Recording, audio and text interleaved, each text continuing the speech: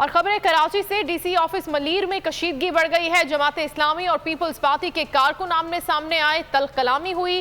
دونوں جماعتوں کے کارکنان نے ایک دوسرے کے خلاف نعرے بازی بھی کی ہے۔ معاملہ ہے یہ کراچی بلدیاتی الیکشن کے نتائج پر ڈی سی آفس ملیر میں بھی کشیدگی دیکھنے میں آئی۔ جماعت اسلامی اور پیپلز پارٹی کے کارکن آمنے سامنے آ گئے، تلخ کلامی کی۔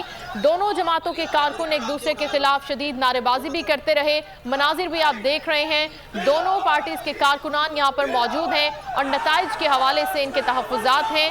دونوں جماعتوں کے کارکنوں کے درمیان تلخ کلامی بھی ہوئی اور یہاں پر صورتحال کشیدہ ہو گئی۔ نعرے بازی کرتے رہے اپنی اپنی جماعتوں، اپنے اپنے لیڈرشپ کے حق میں دونوں پارٹی کے کارکنان۔ اور ڈی سی آفس ملیر کے یہ مناظر ہیں جہاں پر عوام مشتعل ہیں، یہ کارکن ہیں پیپلز پارٹی اور جماعت اسلامی کے، جو نتائج کے حوالے سے یہاں پر احتجاج کر رہے ہیں۔ خرم گلزار سے مزید صورتحال ہم جانیں گے تازہ ترین۔ خرم بتائیے گا، حالات ابھی کنٹرول ہو گئے ہیں یہاں پر؟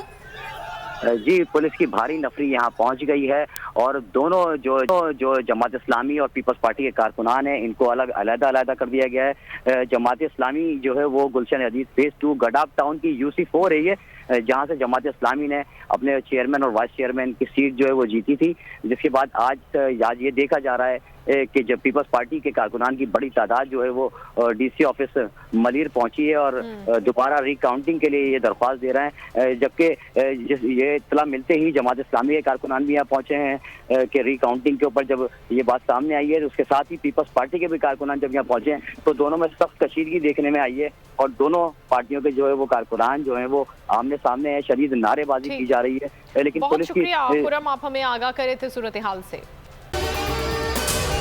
اگر آپ کو یہ ویڈیو پسند آئی ہے تو ہمارے چینل کو سبسکرائب کریں اور بیل آئیکن کو پریس کریں۔ 2022 بہت سارے تحفے بھی دیکھے گیا پاکستان کی عوام کو۔ پاکستان کی عوام کو ایک تحفہ یہ دیا کہ عوام کو پتہ چل گیا کہ پاکستان کا میڈیا کیا ہے۔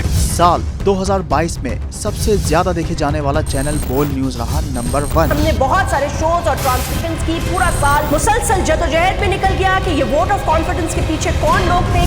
توڑے ریٹنگ کے سبھی ریکارڈ۔ سوشل میڈیا پر بھی سب سے زیادہ تیزی سے 2.4 بلین ویوز کا سنگ میل عبور کیا۔ اینکرز کو بھی عوام میں سب سے زیادہ مقبولیت ملی اور سوشل میڈیا پر بھی بول رہا سب پر بھاری۔ سبسکرائب کریں اور بیل دبائیں تاکہ کوئی خبر رہ نہ جائے۔